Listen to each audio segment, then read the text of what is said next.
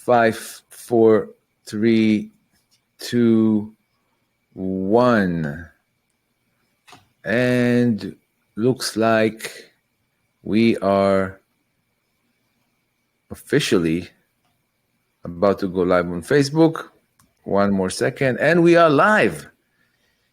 Hello, everyone, and welcome to this another enlightening episode of the Influencer Mindset Podcast. And I'm your host, Uzi Moses, and tonight we have a very special guest with us as we stand on the cusp of the Jewish New Year, Rosh Hashanah. We are joined by a renewed speaker, author, and wisdom keeper of our times, Dr. Yehiel Harari. Dr. Harari has dedicated his life to helping individuals unlock their full potential, bridging the gap between ancient traditions and modern mindset strategies. In this episode is titled Creating the Best Year Ever, the Ultimate Rosh Hashanah Preparation. We are about to embark on a journey that will empower you to make this upcoming year the most transformative and fulfilling one yet. Dr. Harari brings profound insights into the significance of Rosh Hashanah, the art of self-reflection, and the power of setting intentions that align with your values. Together, we'll explore how ancient wisdom can fuel personal growth and lead you towards your goals, fostering a mindset that can truly change your life. So, whether you're familiar with Rosh Hashanah or simply seeking to enhance your personal growth journey, this episode is for you. Get ready to dive deep into the wisdom of the ages and contemporary strategies for creating lasting change. So join us now as we welcome Dr. Yehiel Harari to the Influencer Mindset Podcast. Dr. Harari, thank you so much for joining us tonight. And over there in Israel, it's morning. So good morning. Good morning. Thank you very much for the invitation. It's great to be here. I'm so glad. Absolutely.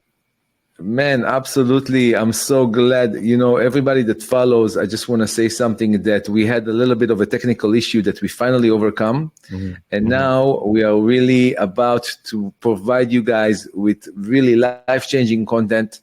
And there is some a podcast that we've done that we might redo again. Just the subject, it will never be the exact same thing, but just the subject that were really profound stuff that the sound wasn't good. We might repeat those podcasts, but wonderful. Today, let us really focus on the idea that next Friday is a window in time. It's Rosh Hashanah, the Hebrew New Year.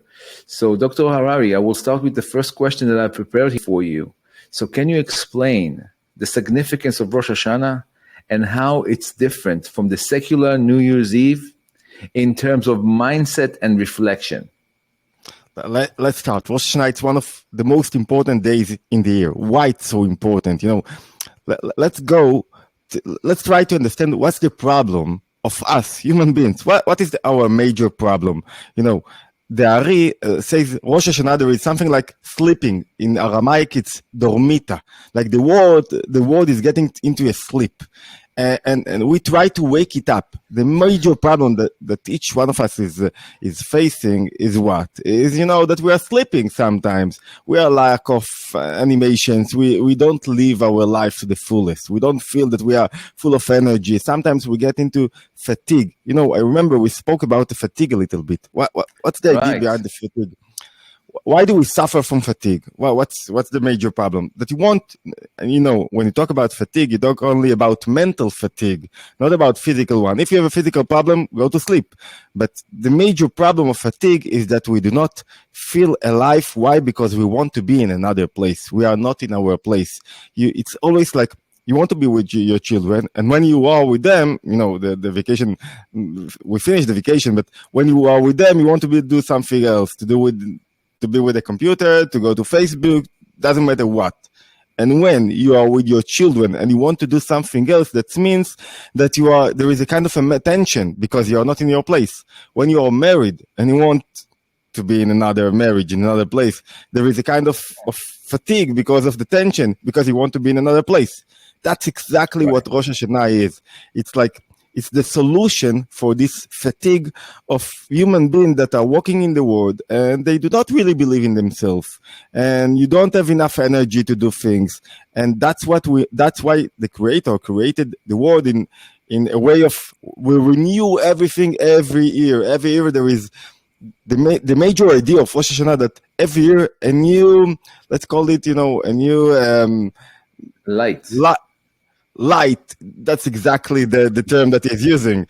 Light is getting down, and in this light there is everything that is going to happen in the physical, in the mundane life, and in the spiritual life. Everything is getting down. Now you have to pull it by what you are doing, and that's why everyone are praying. Jews that believe that Rosh Hashanah, it's getting down the light into the world. They pray that I'll have more light this life. I have more animation to the body. The body is alive. You are like walking. You are like alive, but without enthusiasm, without, you don't really feel that you're feeling joy. And there is even a deeper understanding of Rosh Hashanah. Rosh Hashanah, it's like you make the Creator your king. That's in Hebrew, it's like Amlachat HaKadosh Baruch Hu.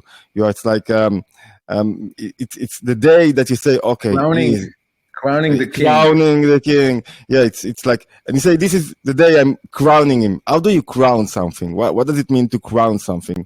To crown something, in a deeper understanding, is that you develop in him the pleasure and the will to be the creator. Is like saying, according to the Jewish wisdom, is like saying, maybe I built a world and I created people, and I'm now creating the people. It's not something he did about billion years ago or 5,700 years ago. He's now creating every moment. So in order that the world will be created, is like, he's working, and he's saying to himself, maybe I don't want it anymore, because people are so, they are busy with so small things with themselves. They do not get higher from the place they are. So maybe I'll stop it. And you say to him, it's like, think about it like a marriage.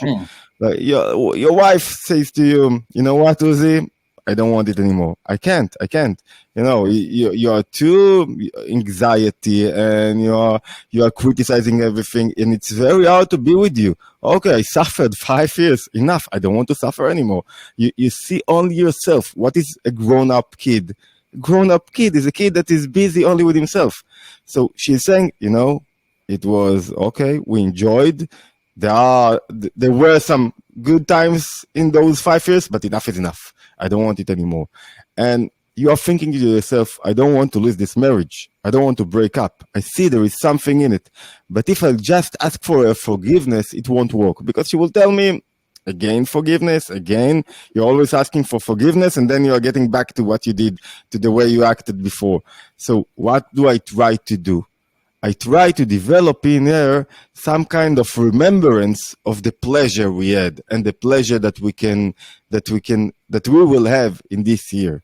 So the most important thing in the new year is to develop your pleasure to life.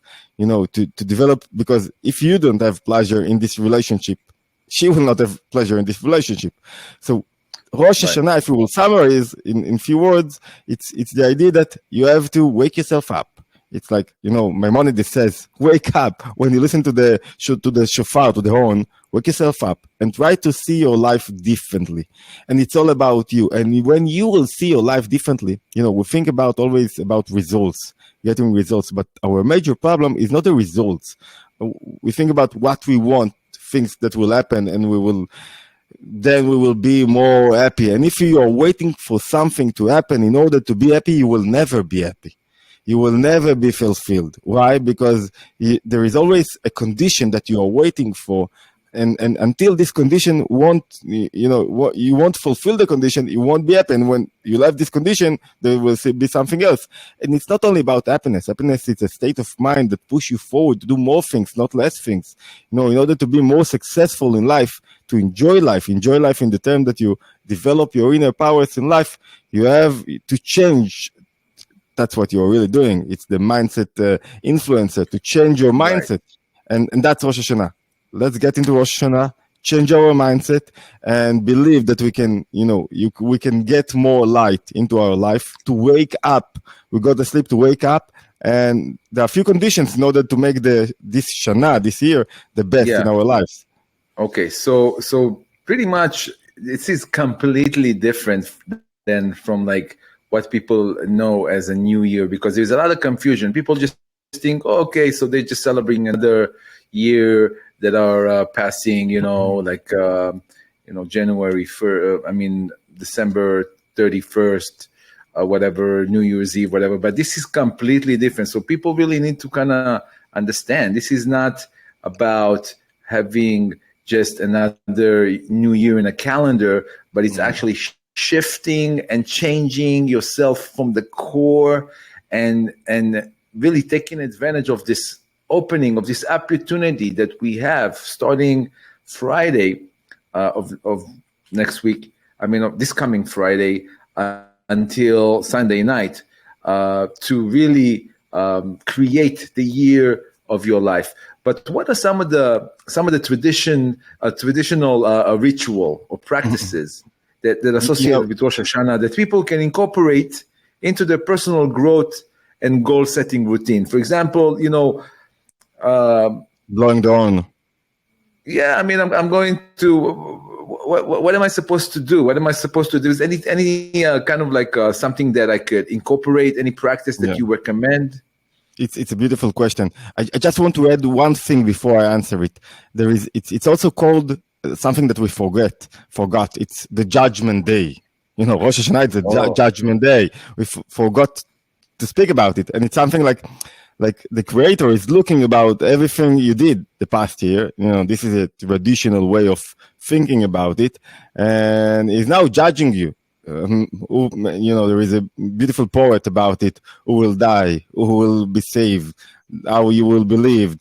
How you will lose your life? How much will you be healthy or not? And people are getting into Rosh Hashanah like they are very afraid about it, because this is the Jewish Judgment Day, and he's judging not only Jews, everyone. He's judging everything in the world, everything that he created. All living beings. All living beings are, going in front of him, and now he's judging you according to what you did. It's all about what you did and the way you are willing to make repentance, to change your point of view and the way you look at things. But, from intrinsic, from a spiritual point of view, it's not like I did sins and now he's judging me. This is not the real way to look at it. The real way is like he's asking you, why do you want a new year? Why do you want a new year? What you will do that?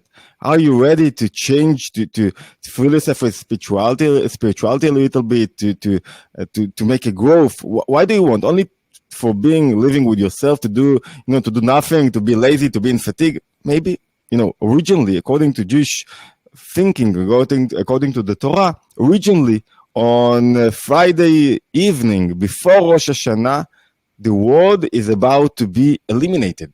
That's the original way of thinking, because the Creator, the light of the past year, and when we said the light is everything, the mundane things and the spiritual things, everything that you felt, everything that is happening, all the creation is about to getting back to its source, and like there is no more new light until you will convince him that you want a new year for a new relationship, and to do good things in this year, to develop, to reveal your inner powers. So let's get back to a question. Let's start with maybe the shofar, listening to their own. And their own, blowing their own, it's the most important commandment in Rosh Hashanah. And what you should think about when you listen to their own, one of the most important things is that it's a very simple sound. It's not like, and it's a voice, it's not a human voice. It's a simple sound. It's not a human voice. It's something that you have to hear. And it's something, what happens when you listen to to this voice? It's like you have to reveal your inner pleasure in life and your inner pleasure with a connection to God. How do you know that? On Shabbos, we do not blow the horn. Why do we do not blow the horn on Shabbos? Because this pleasure is being revealed on Shabbos without even the horn. That's the logic. That's why we do not blow the horn. So what is pleasure? Pleasure is something it's like it's life itself. You have to develop some kind of awe, some kind of reverence. Otherwise, you won't develop pleasure. Pleasure, it's when you take aside your interest, what you really want, all the things, and you allow yourself to be in the moment.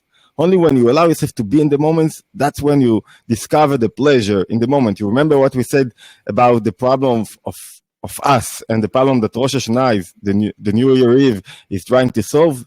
The fatigue. We said, what is the fatigue? That you want to be in another place. So the horn says to you, be simple. Discover your simple pleasure in life, that you really want to be in the place that you are. And if you do not allow yourself to be in the place that you are, then what's the result? That you always suffer from some kind of anxiety, and you will never be satisfied. Renewal is that you allow yourself not to change, your iPhone, and not to buy new things. This is, external renewal. Internal renewal, that it's like you bring yourself again and again, every time to the place that you are, allow yourself to be in the place that you are. This is renewal. Think about marriage. I got married about 22 years ago, and if I won't choose every moment again to be my husband to my wife, to be one with her, to discover the pleasure between us, and it's even a pleasure without anything else, pleasure just being together. We don't need to do something. If I won't do that, we'll lose the connection slowly, because I feel, okay, it's enough. 23 years with the same wife. It's like with the same woman, it's too much. So we have to choose again and again. And they all discover that in your mundane things, in something very materialistic, in a horn of how do you call it in English? Aisle. You take the horn from like a cap, like a cap, or what's the word for it? Like a ball or something. So you take the horn. It's from an animal. So it's the horn of an animal. From an animal, it's not even, you take it from your animalistic point of view. You have to discover the pleasure in everything that you're doing, in the way you are, you're sitting with your children, in the way you are living. And it's like the creator is saying, when you are listening to the horn, ask yourself, do you discover your pleasure in life, or you just do things because you need to, because you have to, because you want to achieve goals, and it's something else? And in order to discover pleasure, you have to develop reverence. Reverence, it's like, what is reverence? What is really awe? That you are ready to take one step backward. And when I want respect, I'm trying, I'm getting forward, and I want everything to be mine. When I'm giving respect, I'm taking one step backward, and I'm ready to listen to my wife, to listen to the word, to listen to the place that I'm in, to be connected, to be one with something. And only then, that's why, on Shabbos, you have this, the main aspect of pleasure is that you are not, there is nothing that you are lack of. You have everything. On Shabbos, you are not allowed to think about things that you don't have, that you want to fix, or about things. You have to prepare everything, all your food, everything, all your meals. Why? Because if you don't have it, it's like, I'm missing something. And the main idea of Shabbos is pleasure. Why? Because you must have everything. You cannot allow yourself to think about what I do not have. So this is one thing, and it's one of the most important things, but it's not enough. We have another. You all ready? Or you want to ask questions, or you want me to? Yeah. I have like 10 questions. So let's just try to answer each question kind of to the point. So we'll really give the listener some practical tools. Wonderful. To come to Rosh Hashanah. So until now, we kind of understand that we need to go and listen to the shofar on Shabbat. Since this year it falls on Shabbat, then the first day will not be a shofar, but you can come on Sunday to any shul or any synagogue or temple around you, and you will be able to hear the shofar. And when you are listening to the shofar, remember that it's all about being an active listener. Just stop. It's not really all about you. Just listen, see what the world is asking of you, and there will definitely be a change, a shift that's going to happen once you do that. But Rosh Hashanah is often seen as a time of self-reflection, because, you're kind of thinking about what did I do last year, the whole year, how can I be better? But how can the listeners use this period to evaluate their past year and set intention to the year ahead? Like, what would you tell them? Like, how would you know what I'm saying? I understand exactly, but I just want to mention that it's a beautiful question, because there is very narrow difference between self-accusation. Oh, what I did. Oh, I'm stuck in my place. Right. Oh, I don't push myself forward. I am all my life, one big depression. I can do more. And the more you are a talented guy or girl, doesn't matter. The more you are talented, and there is a gap between what you think you should do or the way you think your life should be. Oh, I'm now 40. At the age of 40, I thought I will have 40 million and I don't have. And it's like, this is not a way to self-reflect your life and your year and to make a change out of it. Because why? What is depression? Depression is that you think of where I should be, and I'm not there, and I'm not influencing enough. And because I think I do not influence enough, and it's very subjective, I feel that nothing is worthy. I won't do anything else. I stay in my room. So everyone, you should close all the windows. What is really self-reflecting that will bring you to a place that you do, you do a count of what you did and what you want to do? It's thinking about how could I reveal my powers? What is my right mission? Let's get back into the Rosh Hashanah. After we are blowing the shofar, this is the moment that we are singing the poem Hayom Harat Olam. Today is the day that the day as being pregnant. And it's the question is, the word, according to Jewish tradition, wasn't pregnant in Aleph Tishrei, in Rosh Hashanah Eve. It was pregnant. It was delivered. It was, created 6 days before. Everyone knows the story. 6 days, the Creator created the world, and then on the 6th day, He created the human being. So the world wasn't created on the 6th day, and it's also, we are saying Hayom Harat, and it's not a pregnancy day. It's the day, if you want to say that the day that the human being, the first human being, Adam, was delivered, was created, it's like, this is the real important day that the world was created, but still, this is not pregnancy. And you can find, and there is, if I can get even deeper, where do we find this idea of today it's the pregnancy of the world? From the Prophet Yirmiyahu. Prophet Yirmiyahu looks forward and looks about the disaster, about the destruction of the first temple. And I hope it's not too heavy for your listeners, but I think it's important. He's looking, with this prophecy about what is going to happen. And, 10 of thousands of Jews are going to be slaves, slaughtered, died. And he's saying, oh, I'm sorry I was born. I am so, the man that told my father that I was born should be cursed. I don't want to be born. I wished I would stay in pregnancy all of the time and stay in the womb of my mother. So how our sages change it to such a day that you could believe in yourself. And the answer is pregnancy. Each one of us is in pregnancy all of the time. You have ideas, you have powers, you have talent, you have skills, you have a lot of things that you can develop, you have self-belief. But if you won't do nothing with that, you will stay in pregnancy.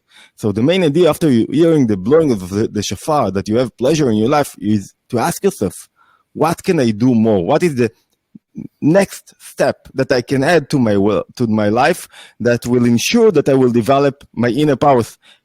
I'm not looking to fulfill everything, because when you think about your vision, you will never get there. Think about what is the next step, what you take on yourself in the next year, what you really want to achieve. And sorry. Oh, so this is connected to the concept of teshuva, which means repentance, where you kind of like saying, you know what, you're reflecting and you're saying, I did that wrong. I had whatever, everybody kind of knows what they did wrong and what they need to work on. So the concept of repentance, of teshuva, which is one of the most major concepts in Jewish life. And I think it's a beautiful one. It's a beautiful one.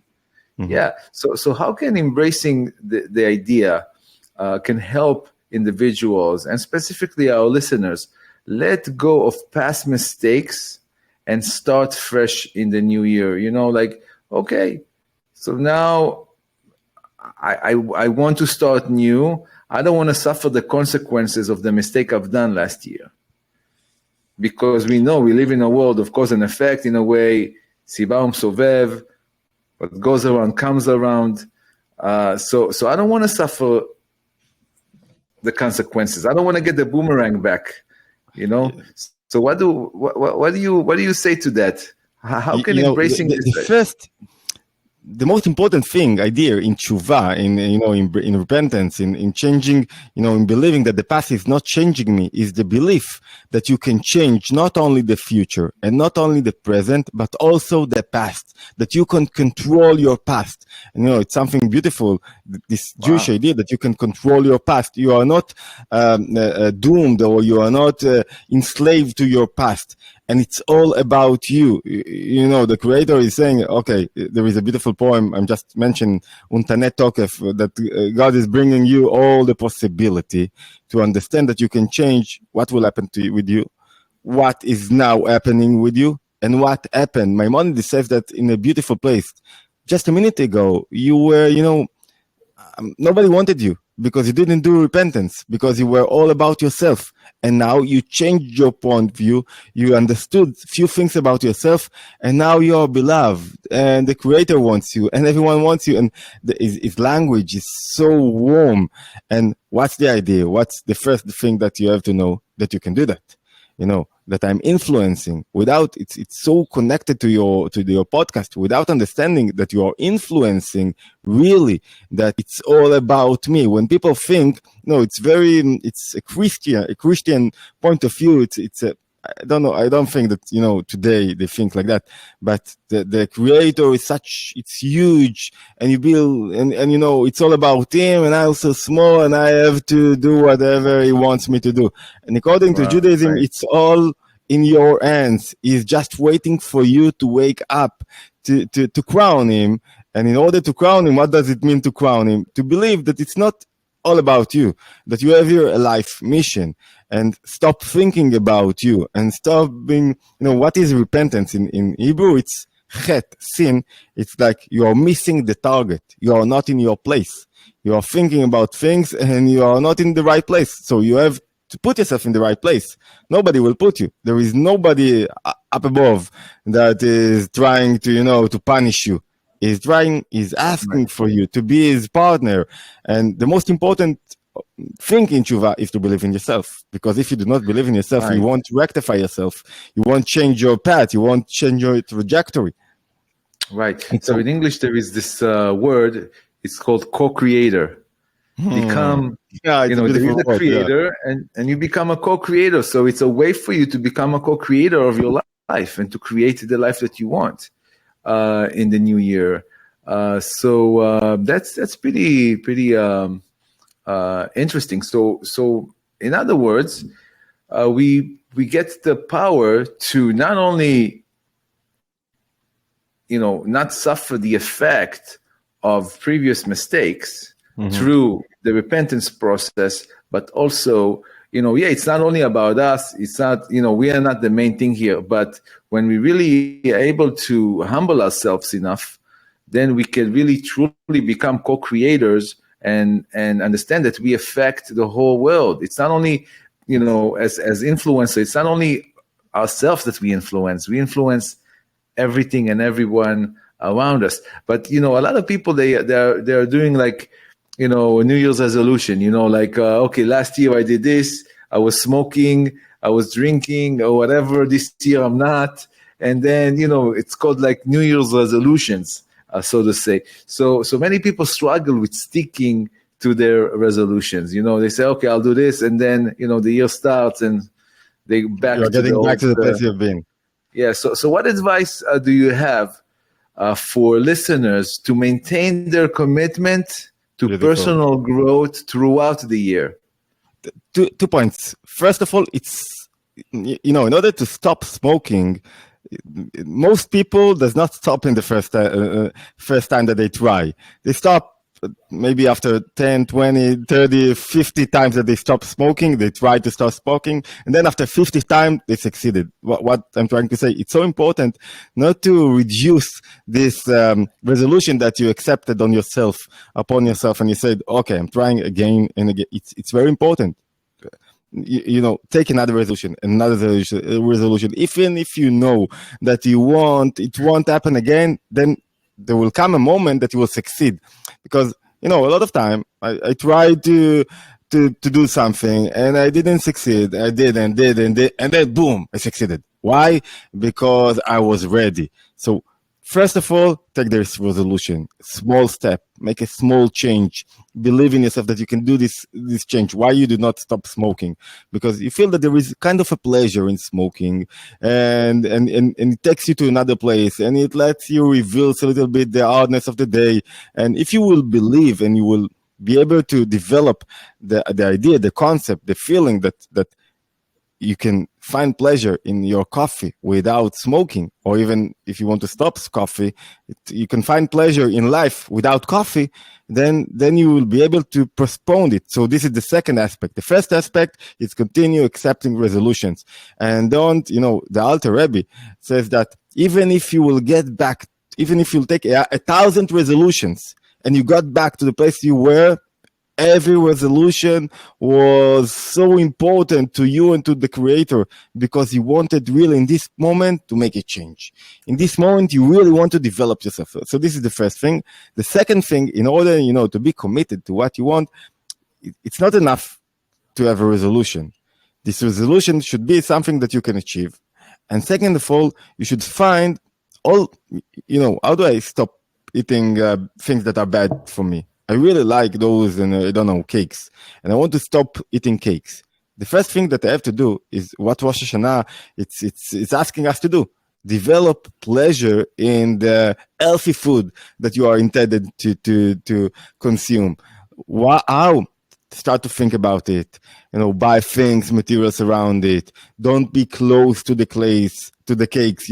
Take yourself away. Don't go near stores that sells cakes, and go near stores that sells, meat if you eat, or vegetables, or doesn't matter. And try to, the more you deal with things, the more you contemplate on it, the more reaction, the more emotions that you have to these things related to this thing. And the more emotions that you have, you are more related to that. And the more you are related to that, the more, if you think about stop smoking and you always think about yourself, how can what's the major problem? That I cannot see myself hanging around without cigarette. I cannot think about the next moment without a cigarette.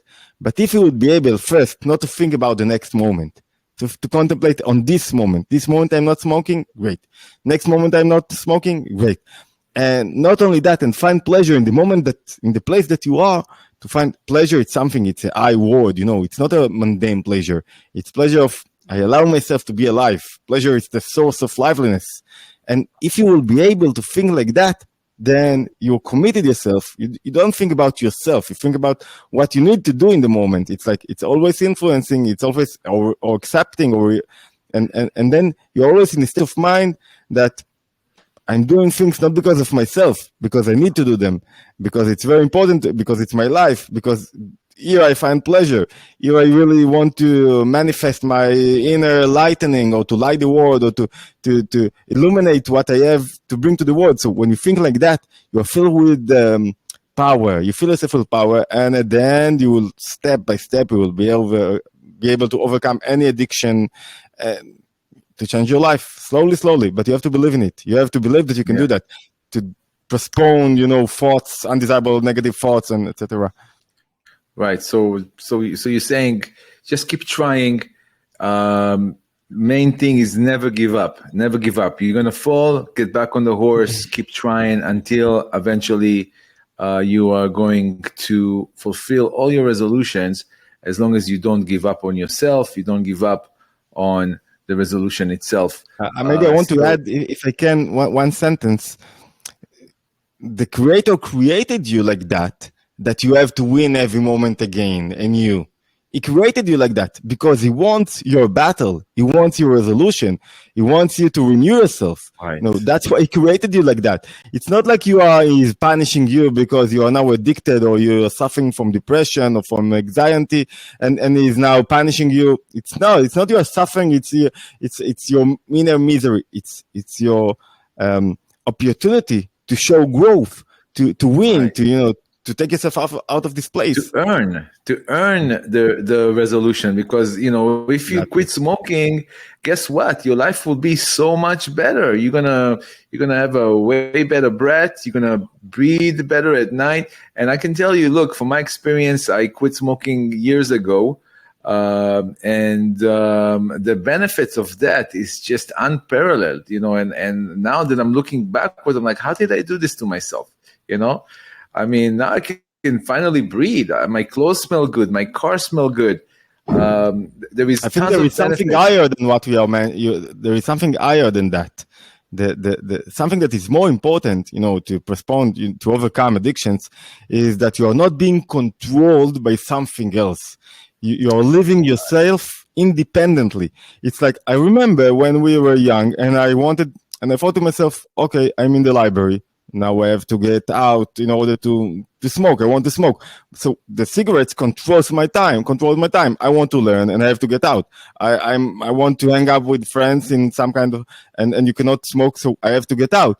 You are being controlled. And the richest emotions that you can get, the richest life that you can get, is when you control your life and nothing controls you.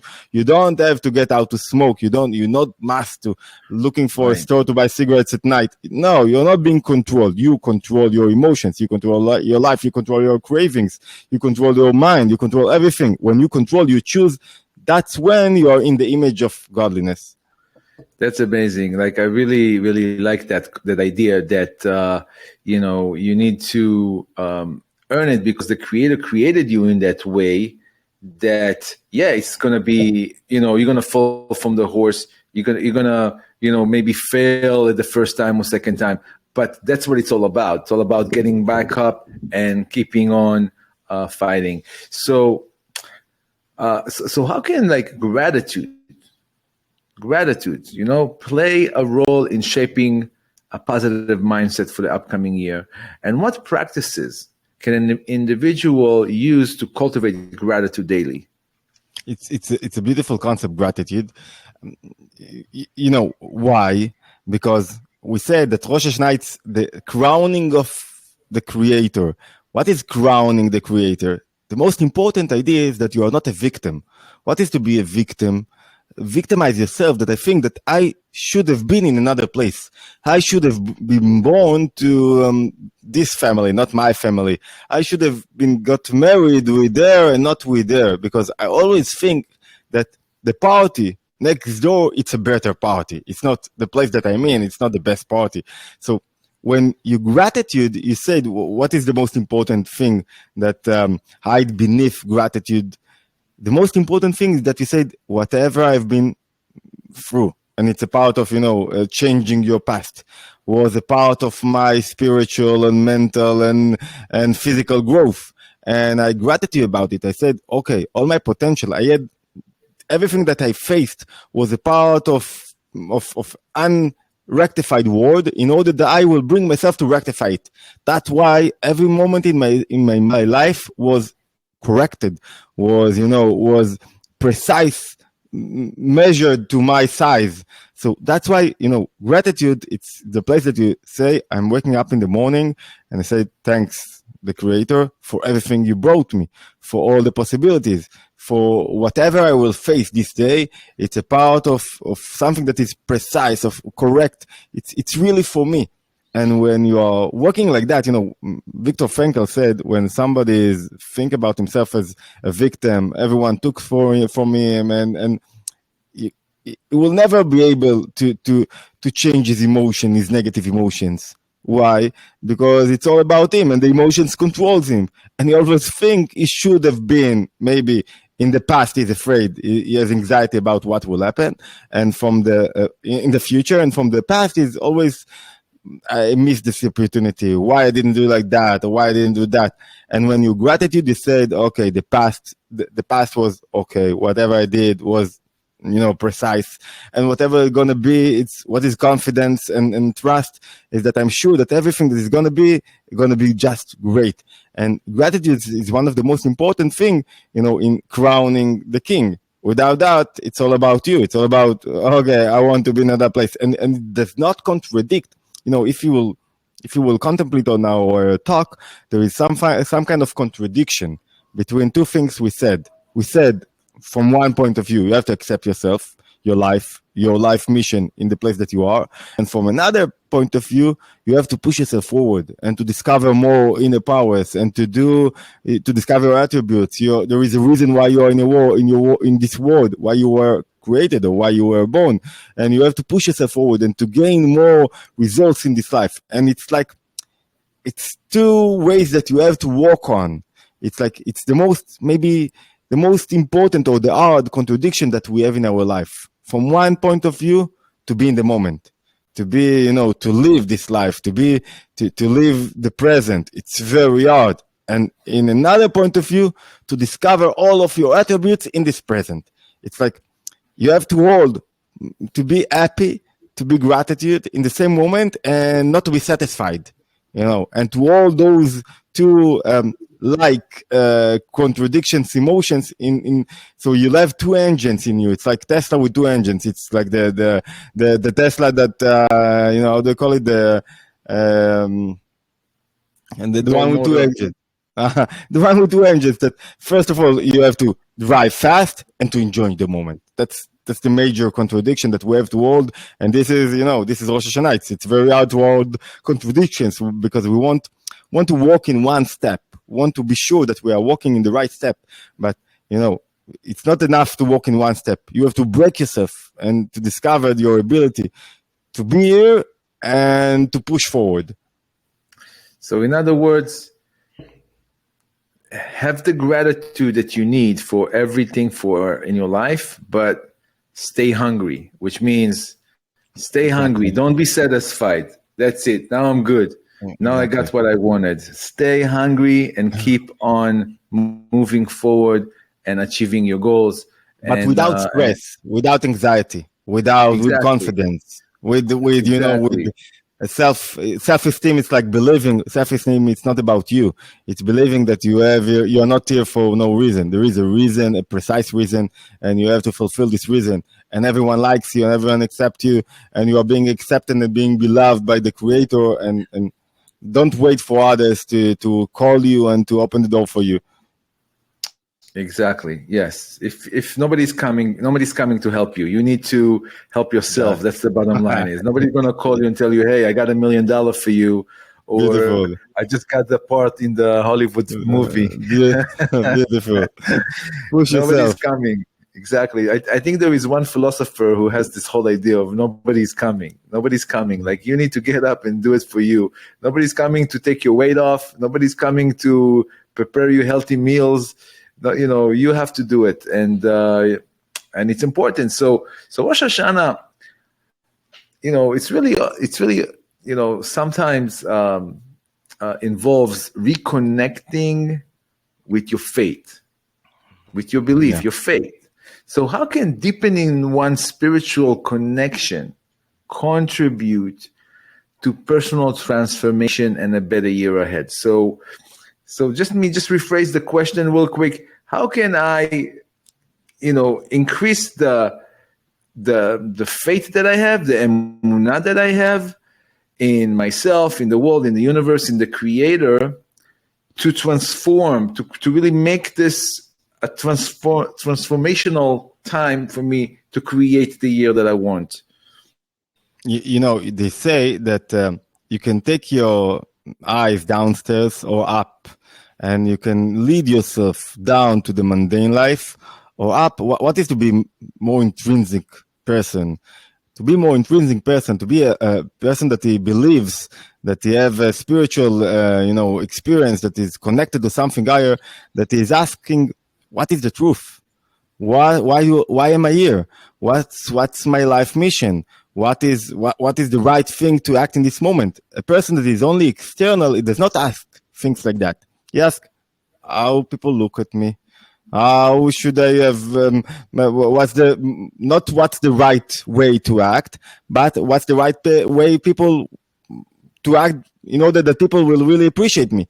So to be more spiritual person is to ask questions. It's try to connect yourself to a higher place in your soul. What is to ask to connect yourself? To connect yourself to a place that you allow yourself to live without any conditions, that you believe that you are kind of godly, in a way, because there is a godly light in you that really loves you, and you are being beloved, and you are not waiting, as you said, to no one, and developing this belief that it's not all about you. Usually when people are facing death, they start to believe that there is something else more than the small, fightings that we have about money and anxiety about what will happen. Think about it like that. We are living in the best period ever in human history, best period ever. Only 75 years ago, about 50 million people were slaughtered, find their death in the Second World War. And about few years before that, the First World War happened. And never in the history of human being, we were richer, we had more opportunities. Today, with this iPhone, always people speaks about it. You have so much opportunities that back then, about 10 years ago, in order to put an ad, you needed about $1,000 to put an ad in some kind of newspaper. Today, with $1,000, you can, make a shift in everything that you're doing. So you are in the best period in human history, but people are more happy. People are connected to something higher. People, really believe, so see the opportunities, the spiritual opportunities that you have. What's the whole idea of technology and capitalism? The whole of the idea of technology, of capitalism, that you will have more time. You will have more time in order to develop yourself, to enrich yourself, and to be connected to higher places in your life, not to deal only with the small things. And if you are losing this opportunity, that means, think about it. Back then, in order to make your food, it was like, 3 hours walk in order to make a lunch. Today, 5 minutes, you have a lunch. So if you are losing this opportunity of this marvelous period of life, of time that we are living it, then you are losing your opportunity to be connected to something higher in your life. And to be connected to something higher, to believe, without belief, it's all about you. When you believe that there is something higher, that you have a purpose in life, that there is a purpose to this creation, that you have a major role in this creation, that you can change everything in this life, this is a kind of belief that you have that change the trajectory of everything you are doing. And it's not enough to be a believer. A believer, to believe, it's like something I believe, okay, put it aside. When I have a bit of stress because of my company that is not running well, or I have a problem with one of my childs, so it does not penetrate into your life. You need to add another layer, which is trust. Trust is not only I believe that there is a creator, there is something higher, and I'm connected to that, and there is something more spiritual. And spiritual is being, it's like asking questions, is to being, to be in a place that I'm not just hanging with the mundane things, and that I'm bringing the light to the mundane things, but it's like trusting is that everything is really going to be okay. It's not, we said anxiety, I'm afraid about what will happen, and trust, I'm sure that the future, this next year, going to be a great year. And if I'll connect it to the Rosh Hashanah, we said at the beginning that originally Rosh Hashanah on Friday Eve, you don't know what will happen. Maybe this world will be nullified because the creator will stop creating it. but still we are,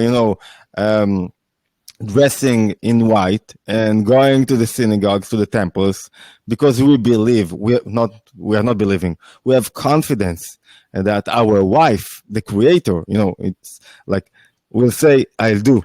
I want to give you a new great year, the best year of your life.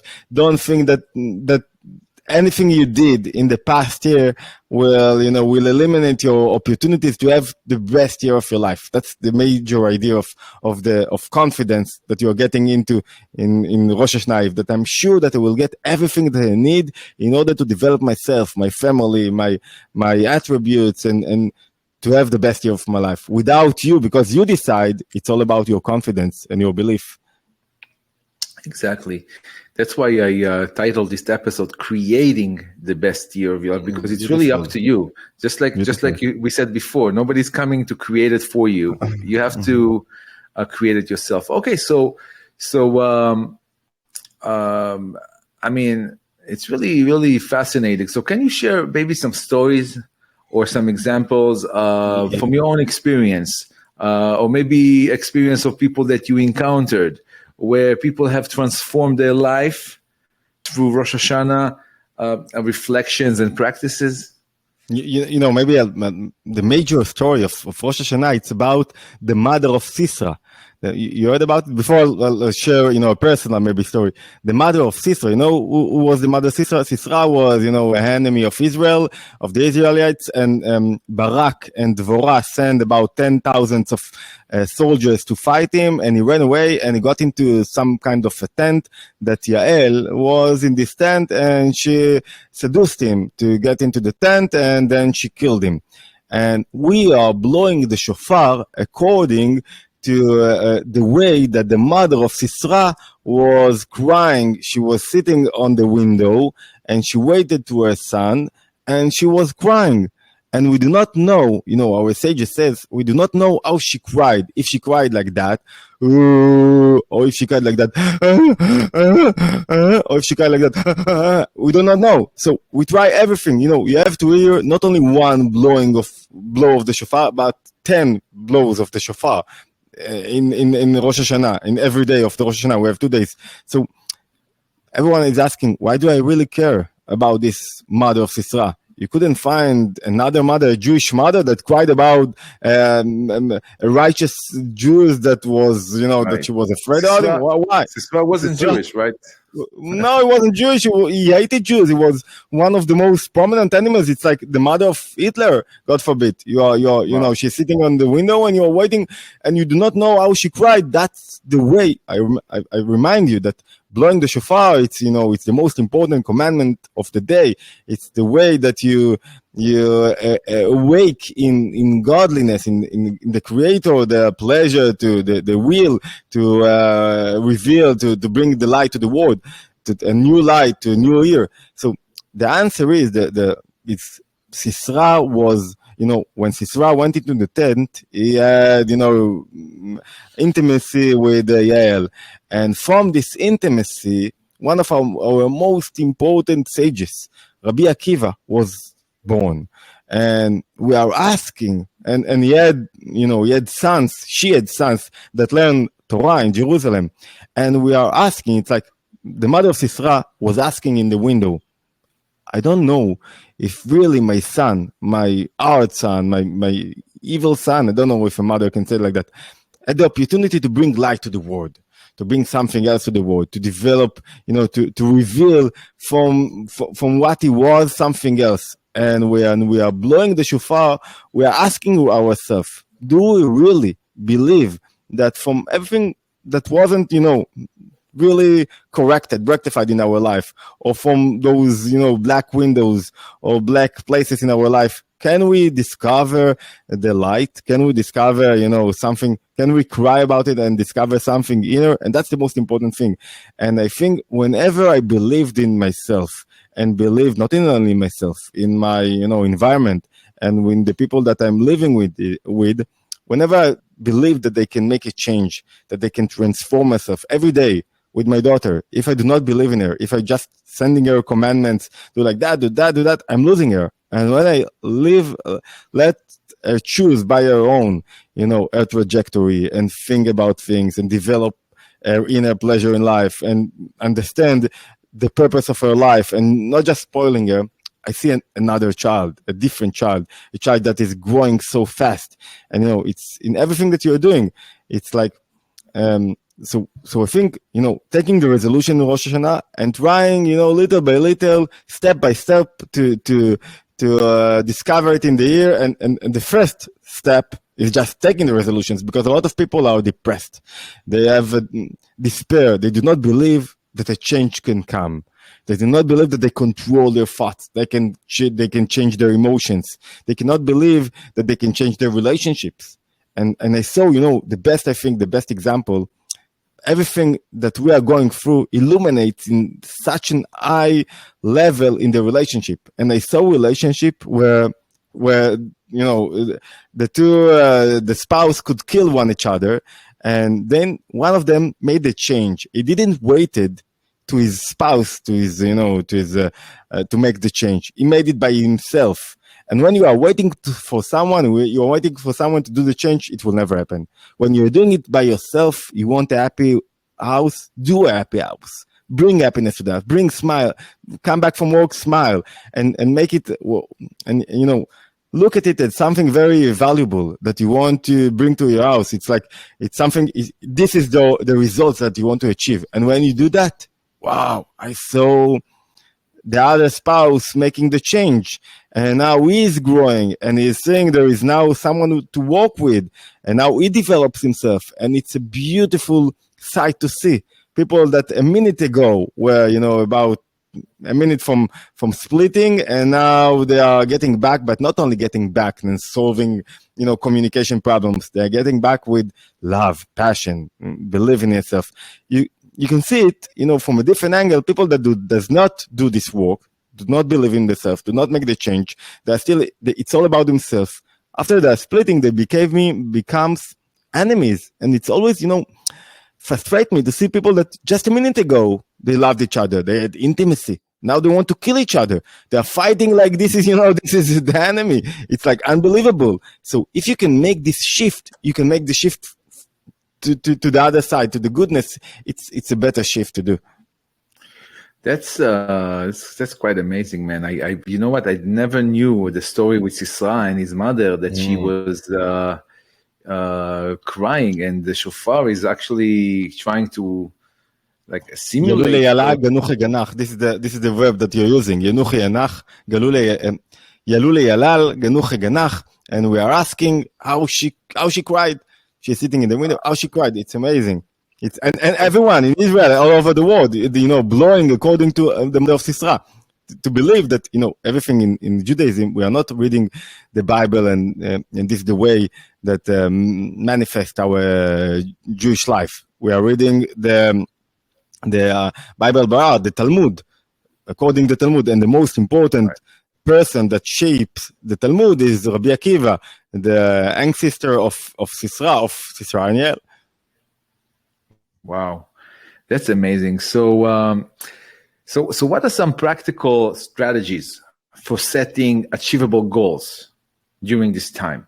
And how can our listeners ensure they are aligning their goals with their values, if you know what I'm saying? If you want me to rephrase it pretty much in simple terms, some practical strategies for setting achievable goal for the new year, and aligning these goals with their values. Values, it means what they believe, where they are spiritually, their value as a human being, and really setting up goals that are achievable. Really, it's an opportunity. It's a window in time. I want to attack your question from a different angle. Growth, achieving growth, it's not about goals. We are talking about goals. Goals are not the most important thing, because goals can change every moment. Goals are something external. The most important, even if you failed, the most important thing is that you will do the right thing in this moment. Failing or succeeding, think about it like that. basketball player, in order to succeed, he must not think about what will happen next moment. He must be in this moment and to be like emerge in the moment. I had a lecture in front of 500 businessmen in Eilat. And 5 minutes before the lecture, and it was the opening lecture, and it was a big lecture, in one of the biggest hotels in Eilat. And 5 minutes before the lecture, came to me one businessman and told me, "Oh, this is your major test. If you will overcome it, if you'll succeed, everyone will invite you to next lectures." And even though I didn't really, I wasn't into it, and if you want, you will ruin everything. You will ruin your name. And I said to him, you cannot go into a lecture thinking like that. Because when you think about what people will think about it, my goal is to succeed. No, you cannot have goals like that. Because then you're losing your ability. We said fatigue is the gap between where you want to be and when you are. And you have to minimize this fatigue. And the other, the other way that we suggest in Rosh Hashanah, in order to develop yourself, is asking yourself every moment that you are facing, whenever you are, do you fulfill your life mission in something very high? Do you fulfill your mission this moment? What is this moment needs from you? And this will shift your life. I mean, if you are now with your children and you're thinking about your goals, I want to be a writer and I'm in the middle of writing a book and I won't finish it because I'm with my family. So every moment you're with your family, it's like a disaster for you. You're losing you do not achieve your goal. Your mission is every moment to ask yourself, what this moment needs from me? What your wife and children want from you right now? They want you to be happy. They want you to be without stress, without anxiety. They have nothing to do with a father that is full of stress and anxiety and thinking about goals and thinking about the future. They can do nothing with that. If you are a writer, if you are, a businessman, think about what? About the value that you bring to the market, to your community this moment. Don't think about how do I make more money. Think about the value. The value, it's a way that the money is a way that people appreciate the value that you bring to them. So am I bringing everything that I bring, my right value? And there are all kinds of ways to phrase it. Do I bring enough content for free or things like that? But doesn't matter. Am I bringing my value to the world? And when you think about in this moment, it's not like something, broad. In this moment, I'm bringing everything that I can. I'm doing everything that I can. I'm really into this moment, or I want to be in another place. If you want to be in another place, you will feel the fatigue. Go to this other place, or teach yourself to stay in this moment.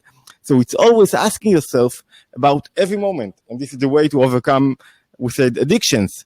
It's not about my goal is to overcome the addiction. You will never overcome the addiction. My goal is to live this moment to the fullest. Because in this moment, everything is encapsulated in it.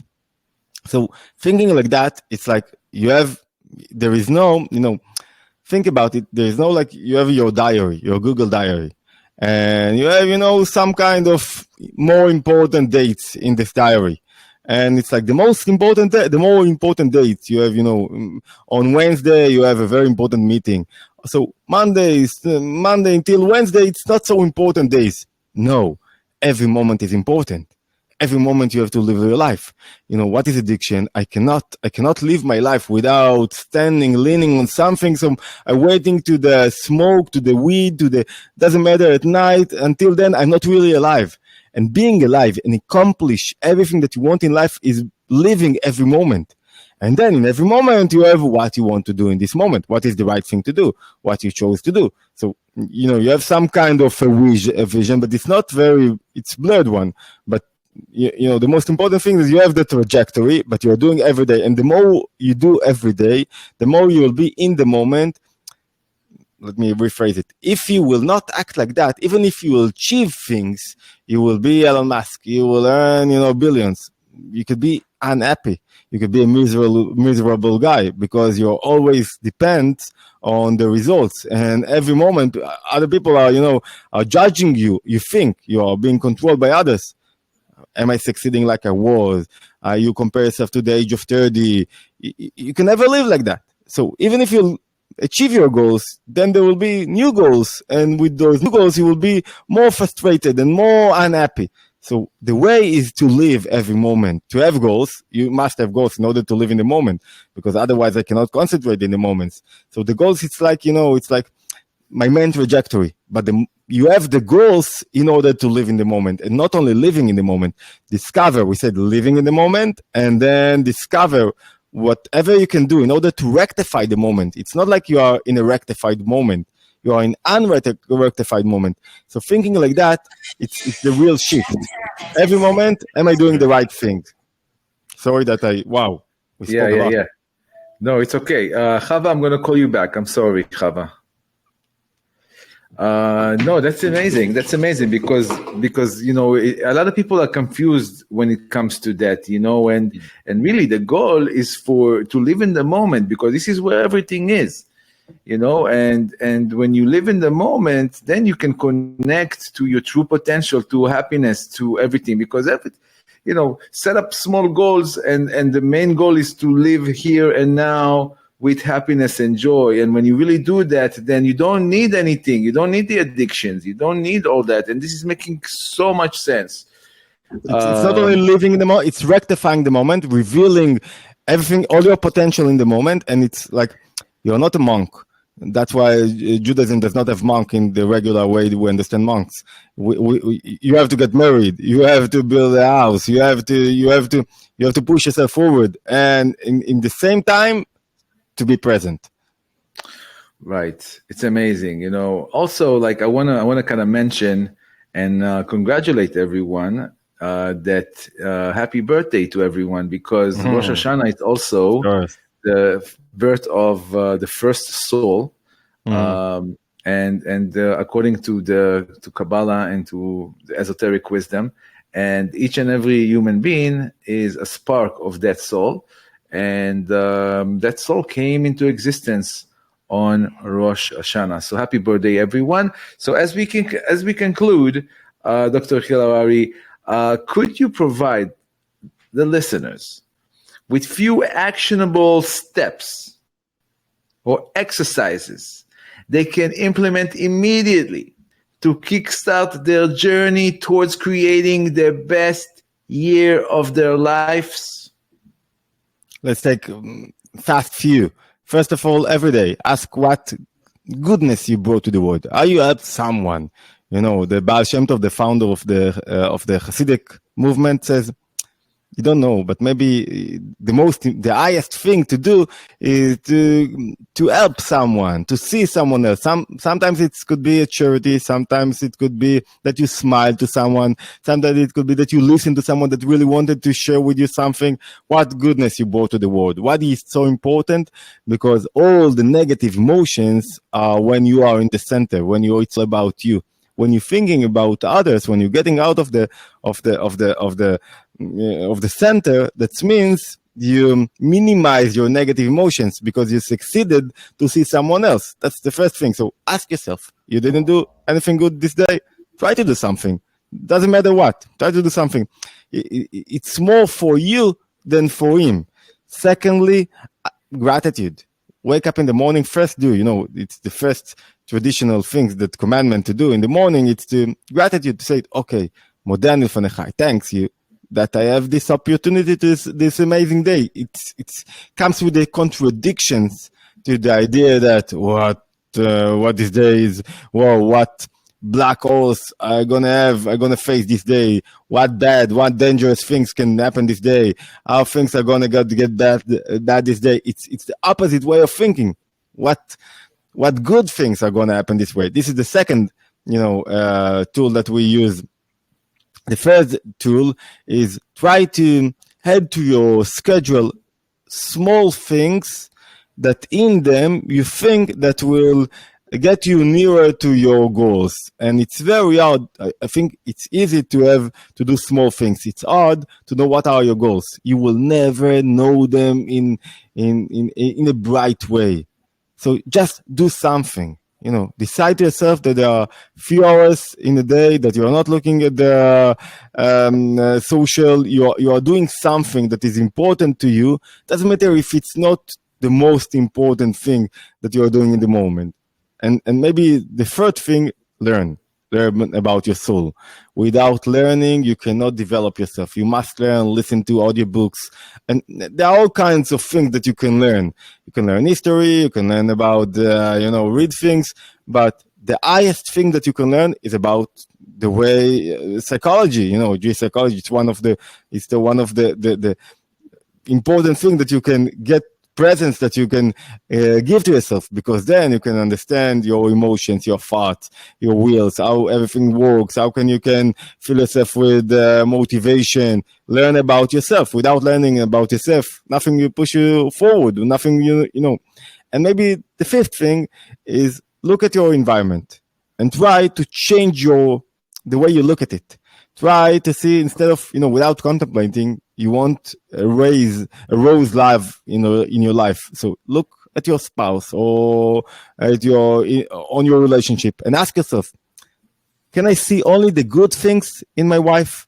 And try to, to measure the good things and to point on them and say, wow, she's like that. Wow, she's like that. And really don't ask what she brings to me. See her with everything that she has. And the more you will see her, the more you will fall in love with her. Because when you think about what she is for me, you're losing the love, because maybe I don't get what I need, or I don't really see her. I see the image that I want her to be.